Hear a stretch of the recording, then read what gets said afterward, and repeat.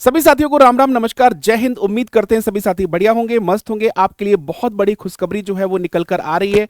अगर हम बात करें यहां पर मेरे प्यारे साथियों, एयरफोर्स में जॉब लेने का इस बार आपके पास एक बेहतरीन मौका आने वाला है। तो जितने भी छात्र इस भर्ती में सपना देख रहे थे, उनका सपना जो है वो सच होने वाला है, क्योंकि एयरफोर्स में एलडीसी, एमटीएस और क्लर्क लेवल पर इस साल भर्तियां जो है बम्पर निकलने वाली हैं। तो आप सभी लोग थाम के अपना दिल बैठिए, क्योंकि उम्मीद करते हैं सभी छात्र इस भर्ती के लिए बेसब्री से इंतजार कर रहे थे।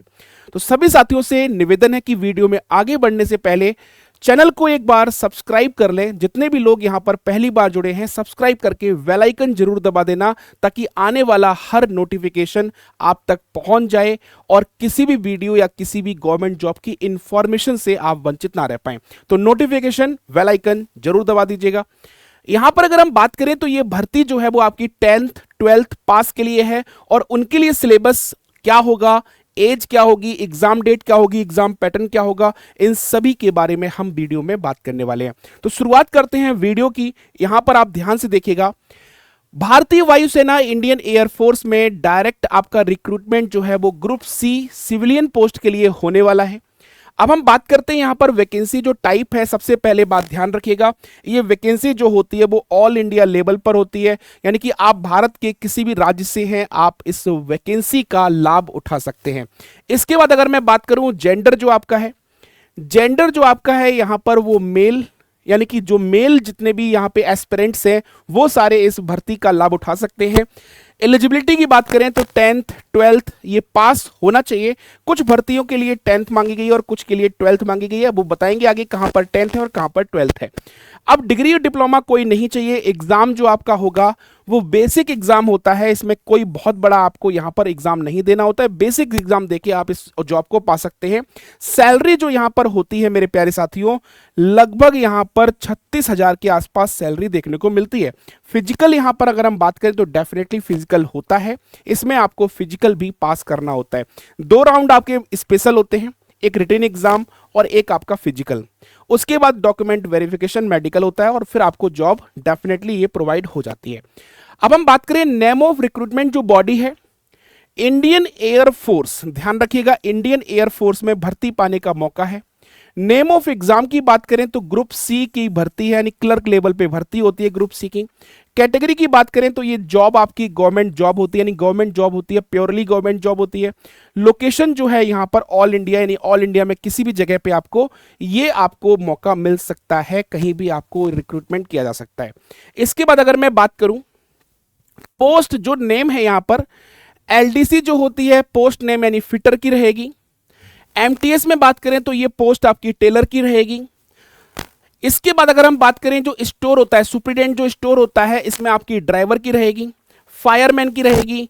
यहां पर अगर हम बात करें टाइपिस्ट की रहेगी, मैथ स्टाफ की रहेगी, कुक की रहेगी और कारपेंटर। यानी कि ये सारी पोस्ट जो आपको दिख रही हैं, LDC, MTS, superintendent store, fireman, math staff, carpenter, fitter, tailor, driver, typist और कुक, ये सारी की सारी भर्तियां जो हैं वो आपका इंतजार कर रही हैं। ध्यान रखिएगा, इन सारे पदों पर इस बार भर्ती आपकी आने वाली है। अब भर्ती कब आएगी तो यहां पर हम बात करें सबसे पहले एप्लीकेशन फीस की। अगर आप UR category, OBC category, EWS category से हैं या फिर एससी एसटी कैटेगरी से हैं, एप्लीकेशन फीस इसमें बिल्कुल निल होती है। इसमें किसी भी तरह की कोई भी एप्लीकेशन फीस नहीं लगेगी। ये आपके लिए सबसे बड़ा प्लस पॉइंट यहां पर होने वाला है। एजुकेशनल क्वालिफिकेशन, अगर आप एलडीसी, क्लर्क, टाइपिस्ट के लिए जाते हैं तो 12th पास होना चाहिए, और 12th पास के बाद आपकी टाइपिंग जो स्किल है, जो आपकी टाइपिंग स्किल है वो आपकी टेस्ट की जाएगी, ये ध्यान रखिएगा, यानी टाइपिंग भी आपको आनी चाहिए। ड्राइवर की बात करते हैं तो ड्राइवर की वैकेंसी के लिए आपके पास 10th पास होना कंपलसरी है, और साथ ही साथ ड्राइविंग लाइसेंस जो है वो होना चाहिए, क्योंकि ड्राइविंग लाइसेंस अगर नहीं होगा तो फिर भर्ती कैसे मिल जाएगी आपको, क्योंकि ड्राइवर के लिए सबसे बड़ी बात यही होती है कि ड्राइविंग लाइसेंस है या नहीं है। अब हम बात करते हैं MTS, cook, tailor, math staff, ETC, इन सभी के लिए आपके पास 10th पास और एक्सपीरियंस होना चाहिए। जैसे कि यानी कुक के पास खाना बनाना आना चाहिए, टेलर को कपड़े सिलना आना चाहिए, मैस इंचार्ज के लिए यानी कि उसको थोड़ा सा मैनेजमेंट थोड़ा बहुत आना चाहिए ताकि उसने पहले कहीं काम किया हो, एक्सपीरियंस यानी सर्टिफिकेट हो। ये सारी चीजें आपको ध्यान रखनी है। अब हम बात करें यहां पर जितनी भी पोस्ट हैं, इन सभी में जो एज रहने वाली है, मिनिमम एज साथियों 18, मिनिमम जो एज 18, मिनिमम जो एज है वो 18 और मैक्सिमम जो है इसमें वो रहने वाली है मेरे प्यारे साथियों 25 साल। ठीक है, एज रिलैक्सेशन की बात करते हैं तो कैलकुलेशन जो इसमें होगी वो आपकी होगी 1/9/2025 के अनुसार, यानी 1 सितंबर 2025 के अनुसार इसमें एज का कैलकुलेशन किया जाएगा। साथ ही साथ ओबीसी को 3 साल की छूट दी जाएगी और SC ST कैटेगरी के लिए 5 साल का रिजर्वेशन रहेगा। एज में रिलैक्सेशन ध्यान रखेगा। अब सिलेक्शन प्रोसेस क्या होता है? सिलेक्शन प्रोसेस आपके लिए सबसे इंपॉर्टेंट है कि क्या क्या फेज से हमें गुजरना पड़ेगा, कौन कौन से फेज हमें पास करने पड़ेंगे। सबसे पहले बेटा ध्यान रखिएगा कि आपको यहां पर रिटन एग्जाम, उसके बाद आपका स्किल टेस्ट जैसे टाइपिंग है या फिर जो भी चीजें आपकी स्पेशलिस्ट है उसका स्किल टेस्ट होगा, डॉक्यूमेंटेशन होगा, ज्वाइनिंग होगा। ठीक है, बाकी कुछ एग्जाम्स जो हैं जैसे कि अगर आप में कहीं भी जो जैसे डायरेक्ट जहां पर कोई स्पेशलिस्ट नहीं है तो वहां पर आपका फिजिकल टेस्ट किया जाएगा, फिजिकल भी होगा। अब हम बात करते हैं आगे, इसमें जो एग्जाम पैटर्न रहने वाला है, जनरल अवेयरनेस आएगी, न्यूमेरिकल एप्टीट्यूड आएगी, रीजनिंग आएगी और जनरल इंग्लिश, यानी कि आपके 4 पोर्शन होते हैं। नंबर ऑफ क्वेश्चंस ईच 25, यानी सभी में 25-25 क्वेश्चंस आते हैं। 100 क्वेश्चंस का पेपर होता है और नंबर ऑफ मार्क्स आपके 100 होते हैं, यानी एक क्वेश्चन के लिए आपको 1 मार्क्स यहां पर दिया जाता है, ध्यान रखिएगा। न्यूमेरिकल एप्टीट्यूड का मतलब हो गया मैथ, रीजनिंग, इंग्लिश और आपकी जनरल अवेयरनेस यानी GS आएगी। अब यहां पर आता है फिजिकल स्टैंडर्ड जो टेस्ट है। फिजिकल स्टैंडर्ड टेस्ट के लिए ऊंचाई जो आपकी होनी चाहिए न्यूनतम वो होनी चाहिए 152.5 सेंटीमीटर अप्रोक्स। अलग अलग पदों पर थोड़ा अलग भी हो सकता है, तो ये ध्यान रखिएगा।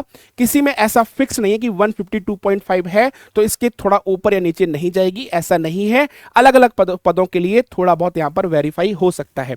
अब हम बात करें वजन, ऊंचाई और उम्र के अनुसार अनुपात में सामान्य वजन होना चाहिए। ऐसा नहीं कि आपकी लंबाई जो है वो तो है आपकी 5 फुट 9 इंच, 5 फुट 10 इंच और वजन है आपका 50 किलो, तो आपको भर्ती देगी ही नहीं आपको।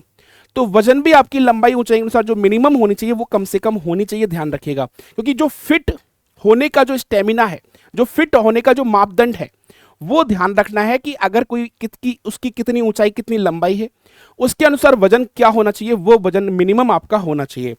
दृष्टि की बात करें तो सामान्य दृष्टि 6/6 या 6/9 बिना चश्मे के साथ स्वीकार है। कुछ पदों पर ध्यान रखिएगा, ये सभी पदों के लिए अनिवार्य नहीं है।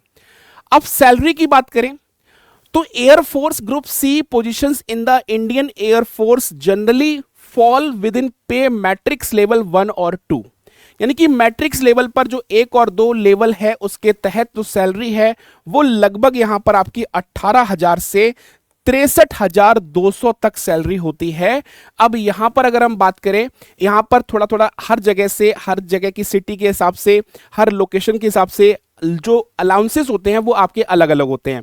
The exact salary depends on the specific post and level with in group C, यानी कि जो स्पेसिफिक सैलरी है वो आपकी ग्रुप C यानी कि जो रहेगा आपके उसके अकॉर्डिंग रहेगी। लेवल 1 और 2 के तहत आपकी सैलरी रही जाएगी। इंपॉर्टेंट डेट्स अब आती हैं कि स्टार्टिंग डेट जो है अप्लाई ऑनलाइन की वो सितंबर में है, टेंटेटिव ध्यान रखिएगा। यानी कि अभी आपके पास मई का महीना चल रहा है, तो मई के बाद आपकी जून, जुलाई, अगस्त, फिर सितंबर में ये भर्ती जो है वो अब प्रस्तावित है कि सितंबर में ये भर्ती आपको देखने को मिलेगी। और लास्ट डेट जो है वो आपकी यहाँ पर सितंबर के लास्ट में रहेगी। अगर स्टार्टिंग की में आ गई तो सितंबर के लास्ट में आपकी भर्ती की लास्ट डेट रहेगी, और सितंबर मिड के बाद आती है तो फिर ये भर्ती आपकी जो लास्ट डेट है वो अक्टूबर के महीने में जाएगी। अब हम बात करें रिटन एग्जाम टेंटेटिव जो रहेगी एज पर शेड्यूल रहेगी, जो शेड्यूल उन्होंने पहले से दे रखा है उसके अकॉर्डिंग ही इसका एग्जाम रहने वाला है। आगे अगर हम बात करते हैं तो आपकी पूरी इंफॉर्मेशन यहाँ पर कंप्लीट हो चुकी है, सारी चीजें मैंने बता दी हैं। क्राइटेरिया क्या होगा, ऊंचाई लंबाई क्या होगी, सिलेबस क्या होगा, एज क्या रहेगी, सैलरी क्या रहेगी, पूरी जानकारी आपको इस वीडियो के माध्यम से दे दी है। अगर आपके मन में कोई सवाल है, किसी तरह का कोई डाउट है तो कमेंट बॉक्स में आप जरूर पिन कर दीजिएगा। ये PDF जो है वो आपको टेलीग्राम पे डाल देंगे, ताकि आप लोग इस पीडीएफ से सारी चीजें आप अच्छे से देख सके, सिलेबस, एज, सब कुछ आप देख के इस फॉर्म को जब आएगा तो भर सकते हैं।